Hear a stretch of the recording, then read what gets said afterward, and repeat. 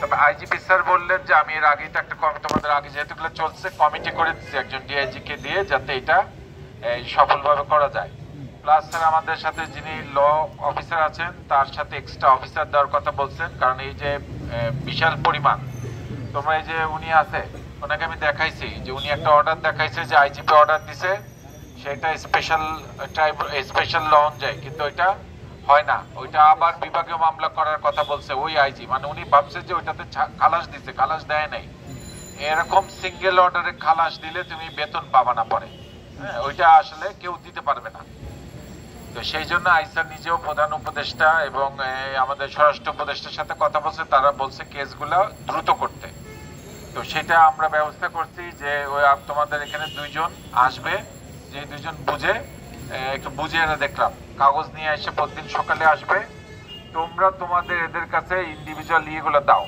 এর মধ্যে কতগুলো দেখবে আমরা ট্রাইব্যুনালে আপিল করছিলাম, আপিল উইথড্র করবো, কতগুলো আমরা ডোপ টেস্ট যেগুলো এগুলা ফেসবুক এগুলা সব আমরা ঠিক করে দিব। এগুলা কিন্তু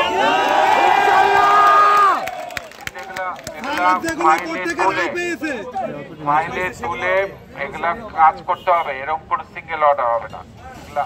তারপর অনেকের ফৌজদারি মামলা আছে, ফৌজদারি মামলা যদি তুমি সাজা পেয়ে থাকো এটা কি কিছু করতে পারবে? এখন খালাস হয়ে গেছে তারে, হ্যাঁ সেইগুলা স্যার বলছে যে দেখতে ওদের বলেছে আমাদের আগেই ল অফিসার ওরা আসার আগেই বলেছে যে যেগুলা খালাস পাইছে সেগুলা যদি পজিটিভ থাকে এগুলো আমরা করে দিব।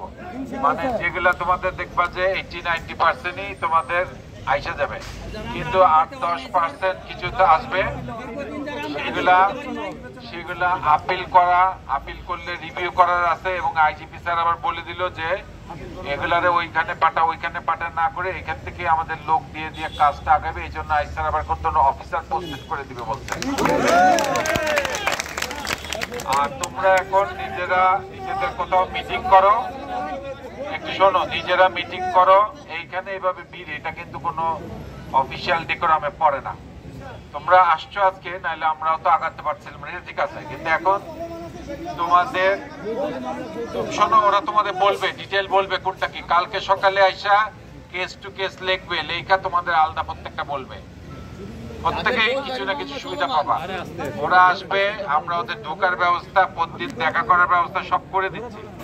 এবং ওরা উকিল নিয়ে দরকার পড়লে আসবে, আইসা যেটা আমার লয়ার বলছে হবে না, তোমার লয়ার বলছে হবে, ওগুলো বসবে, বসে দেখবে, ঠিক আছে। এইভাবে তোমাদের কাজটা, কিন্তু তোমরা একটা জিনিস মাথায় রাখো, ওই দিন আমি ওদের সাথে বসছিলাম, বসে আমি খোঁজ নিয়ে দেখছি কোনো সিঙ্গেল অর্ডার নাই যেখানে এটা সব চাকরি পেয়ে, এগুলো করলে এইটা আরেকটা অবৈধ অর্ডার হবে। এবং এই অর্ডারে তুমি শেষমেশ কোনো লাভ হবে, তুমি পেনশন পাবে না, তুমি বেতন পাবে না, এগুলো হয় না, এগুলো কেউ দিতেও পারবে না। হ্যাঁ, এগুলো তোমরা যত পেশাই দাও, এখানে তো একটা পুলিশ সার্ভিস, এগুলো ওইভাবে পারবে না। যেভাবে পারা যায় আইজিপি স্যার স্পেশালি বলেছে যে স্যার নিজেই যেহেতু একসময় বৈষম্যের অনেক ফেস করছে, স্যার এগুলো খুব পজিটিভ। আমরা এই যাওয়ার আগেই স্যার সকালে আমরা জানতামও না, অলরেডি কমিটি করে দিচ্ছে, এখন স্যার ওই কমিটির সাথে মিলিয়ে দিয়ে তোমাদের কাজ আগাবে ইনশাআল্লাহ।